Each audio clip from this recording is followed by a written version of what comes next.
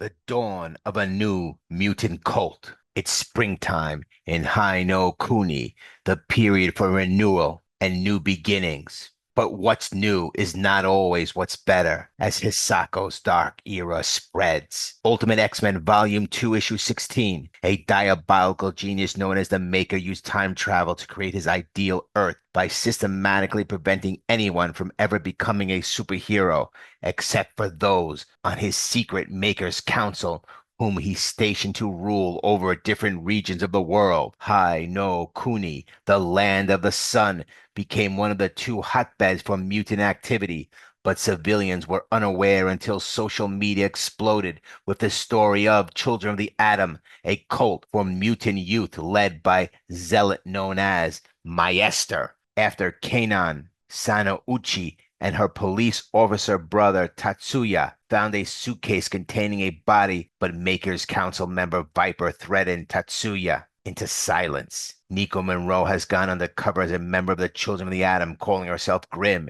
in search of her missing friends Natsu, Chukisiyama, and Hisako Ichike, Armor. Meanwhile, Mei Igarashi, Maystorm, leads a group of former cult members that call themselves X-Men, joined by Kanan and her friend Mori. We start off 4 months ago where Nico Monroe returns to her house to find the door open while searching for Hisako. The whole place is a mess.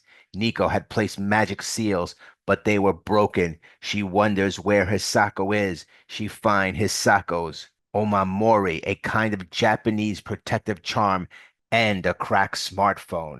Mori says Nico isn't that Hisako's Omamori. I've never seen her without it. If it's here and she's not, then it appears you weren't able to protect her this time. As Nico Monroe picks up the Amamori, it has been infected by the Shadow King. It's black and a glob as it latches onto Nico's hand with horrible eyeballs. Mori asks, do you think the children of the atom took Hisako? Should we find their hideout? Nico replies, I don't know. Ever since the media exposed them, they've disappeared. They even abandoned their main temple. Mori continues, should we tell Hisako's mom? Nico says the question has been answered for us. Her phone is locked. Mori sighs, what happened to everyone anyway? Where's May? Where's Natsu? I miss hanging out together. Nico apologizes. I'm sorry, Mori. I don't have any answers right now. Let's go back to my place. I need to think. At that moment, Futaba enters the cafe. Futaba was once a member of the Children of Adam, a mutant cult that experimented on its members for the Harada Yashida Alliance, the ruling government of Haino Kuni. She has two streaks of white hair like Rogue and wears gloves so she won't accidentally touch others. She doesn't have Rogue's powers necessarily, but she can read and understand auras. Futaba passes Nico Monroe and Mori. Nico left her notebook on the couch. Mori asks, can't you just use your magic to find out where they are or something? Nico replies, it's not as easy as it looks. The children of the atom are well hidden. Futaba screams out, you left your notebook. Now she has more questions because she sees the tabs labeled Testament of X, Cults and Symbols. Nico realized she dropped her grandmother's book. It must have been left at the restaurant. But Futaba tracks down Nico and Mori and says, looking for this? Such an interesting read. I love to talk to you all about it. My name's Futaba. Shall we get some desserts and have a little chat? Futaba says, you're all poking your nose around the children of the atom. A word of advice, don't. They're not as harmless as you think. Nico Monroe replies, if you don't mind, I'll have my notebook back first. Futaba says, come on, trust me. I'm not the enemy here. Nico says, that's yet to be decided. Futaba continues, you all want to know where the new church is, right? Trust has got to start somewhere. Here's your book. When Nico takes the book, she asks, and what do you want in return? Futaba says, not a thing. Just keep in touch. If you get in over your heads, give me a jingle. Now eat the ice cream before it melts. Mori says, she seemed nice. Nico Monroe replies, perhaps, but it's too dangerous to be trusting. Then Nico says, oh yeah, did you see this? Some new mutant group is tagging stuff around town with big X's. Everyone thinks rival gang to the children of the atom. I guess they wear their costumes like masks. and call themselves the X-Men. Wait, give me that. Nico Monroe suddenly recognizes Mae Storm doing the symbol and calling herself one of the X-Men. Nico says, it can't be. We need to find them. We go to the current time at the new Temple of the Children of the Atom. Nico Monroe has been disguising herself as Grimm, one of the children. A young mutant holds her hand and asks Nico what she wants to do next. Suddenly, a girl by nearby is crying. Nico asks, what's wrong with that one? The little moon responds, oh, her? I don't know why she's like that. She's been here to the Adaton more than any of us. She should be happy to be chosen to go, although I've heard some kids say the Adaton is scary because it's in the basement. Maybe they're right. I kind of think she might not come back after dinner tonight. Nico Monroe, still disguised as Grimm, says, how do you get to the Aditon? Surely someone so blessed should know. The little girl replies, not me. You gotta be picked to go. It's Hisako. She lifts her head and Nico sees her. She cries out, Hisako. As Hisako drops her head again, Nico says, wait, and chases after her down the corridor. She calls out, Hisako, it's me. Hisako turns her head and just looks at Nico Monroe. Nico Monroe chases after Hisako, calling out to her and asking her to wait. She follows her into a room. Nico Monroe says, Hisako, don't you remember me? It's Nico. It's me. But suddenly the Maester appears looking down at Nico. The Maester says, what's this? A lost sheep wandering alone away from the flock? My dear Miss Grimm, whatever could be the matter? And who, pray tell, is this Nico? And the Maester says, I know all my children by name.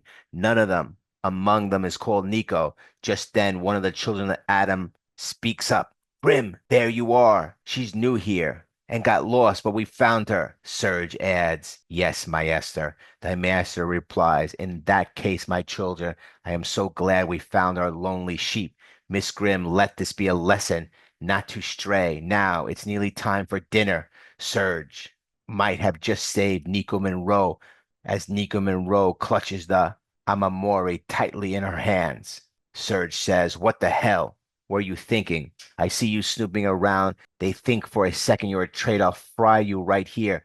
This is my place, my sanctuary. If someone's trying to take that away from me, I'm likely to get pissed off. Nico replies calmly, if you want to talk, do your mind powering down. I can't eat in peace.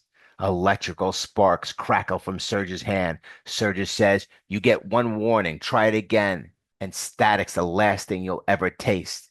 Nighty night. Nico Monroe does not heed her words. She gets up and starts to make a call with Maury close behind. Nico Monroe doesn't get a signal. She grows frustrated, and then suddenly Surge steps forward and zaps the phone. I warned you to stop sneaking around, new girl. Surge says, you're not so new, are you? We've met before. Not with that name, but with that face. We've got a friend in common, don't we?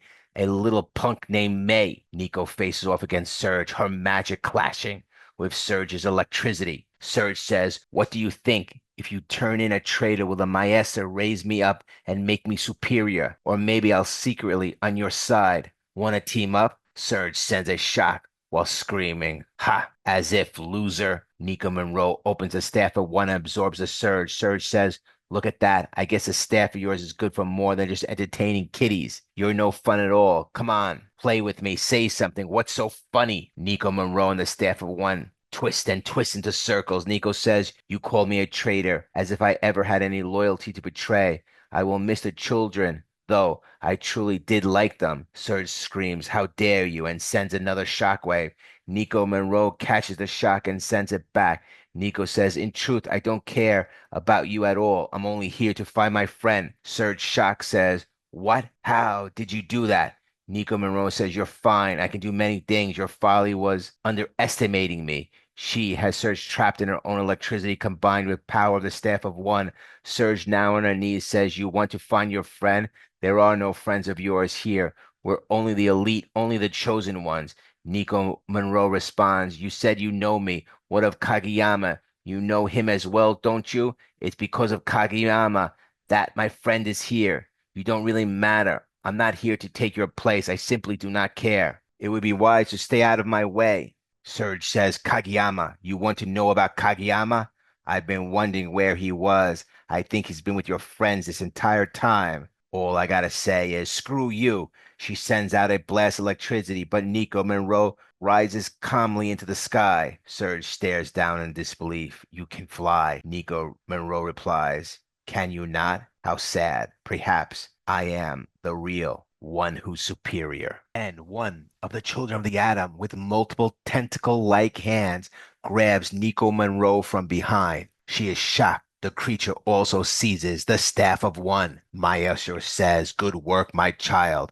I'd say, Nico Monroe, you're far from being a true Homo superior. We join with Kanon, aka Psylocke, and her brother Tatsuya talking at a park. Tatsuya says, are you kidding? You're still in contact with my ex, Futaba? Listen, sis, you've done a lot of crazy things. Kanon interrupts her brother. Look who's talking.